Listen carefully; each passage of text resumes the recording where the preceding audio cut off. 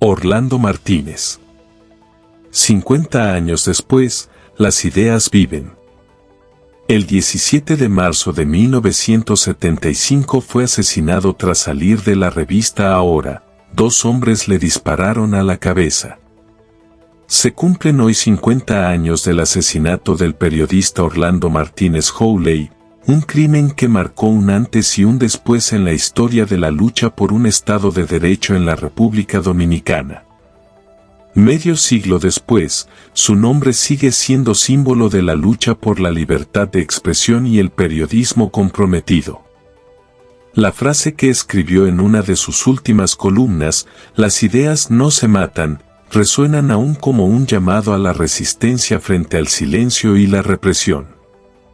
Orlando nació en 1944, en las Matas de Farfán. Se formó como periodista en la Universidad Autónoma de Santo Domingo UASD en medio de la efervescencia política de los años 60. Militó en el Partido Comunista Dominicano, PCD, pero con el tiempo se distanció de la actividad partidaria y optó por ejercer un periodismo independiente y crítico, aunque sin abandonar sus ideales progresistas. Desde su columna Microscopio, en el periódico El Nacional, denunció los abusos, la corrupción y la represión del gobierno de Joaquín Balaguer. Su pluma fue un bisturí que expuso sin miedo las entrañas de un régimen con un lado oscuro de terror y silencio impuesto.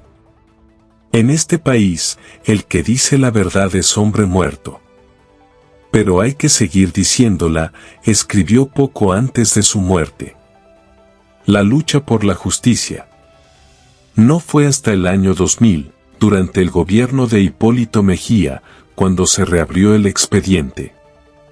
Los militares Mariano Cabrera Durán, Rafael Lluveres Ricart y Joaquín Pou Castro fueron condenados como autores materiales. Los autores intelectuales nunca fueron llevados a juicio. El presidente Balaguer dejó una página en blanco en sus memorias sobre el crimen de Orlando.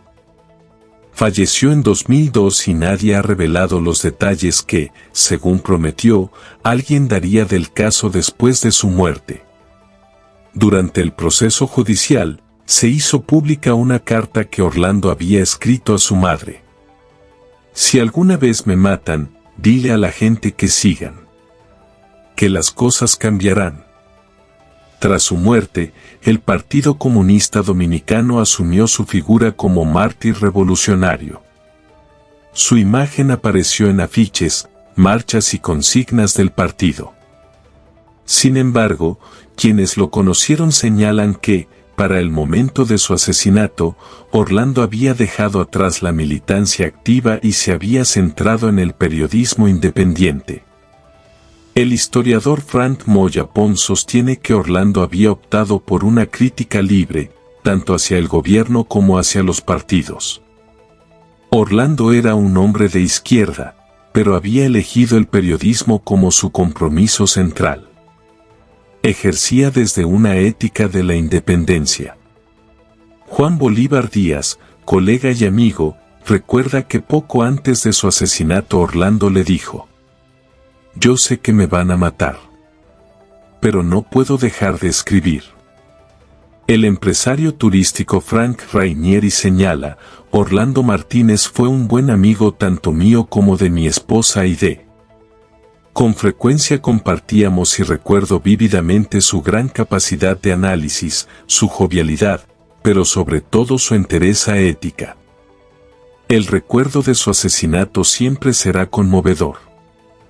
Cada 17 de marzo, periodistas, estudiantes y ciudadanos visitan el busto de Orlando en la avenida José Contreras.